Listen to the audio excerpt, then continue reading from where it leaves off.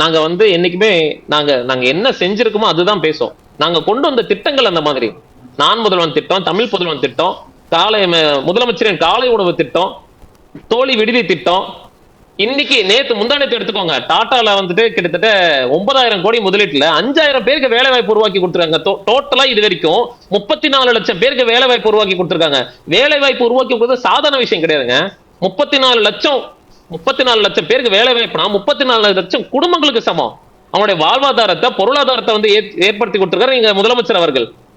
இன்னி வரைக்கும் நான் முதல்வன் திட்டத்தின் மூலமா எத்தனை ஐஏஎஸ் ஆபீசர் வந்து வந்திருக்காங்க, எத்தனை ஐபிஎஸ் ஆபீசர் வந்திருக்காங்க. நீங்களே பார்த்திருப்பீங்க. இப்ப ரீசெண்டா ஒரு கல்வி நிகழ்ச்சியில எல்லாம் பார்த்திருப்பீங்க. அப்படி இருக்கிறப்போ நாங்க செய்த திட்டம் தானே எங்களை வந்து பேசும்.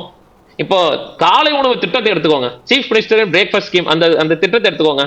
பள்ளிக்கூடத்துக்கு வர குழந்தைகள் வந்துட்டு பசியோட இருப்பாங்கன்னு தெரிஞ்சு ஆக்சுவலா ஒரு சக்சஸ் ரேஷியோ என்ன தெரியுங்களா? அந்த ஸ்கீமை கொண்டு வந்ததுக்கு அப்புறம் பள்ளிக்கூடத்துக்கு வர மாணவர்கள் வந்துட்டு வாக்கின்ஸ் அதிகமாயிடுச்சு.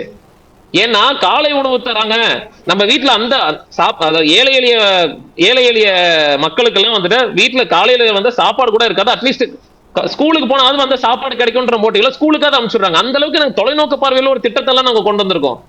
நான் சும்மா இது ஒரு 10 சொல்றேன், பார்க்காம சொல்றேன். இந்த மாதிரி இன்னும் 50 திட்டம் இருக்கு.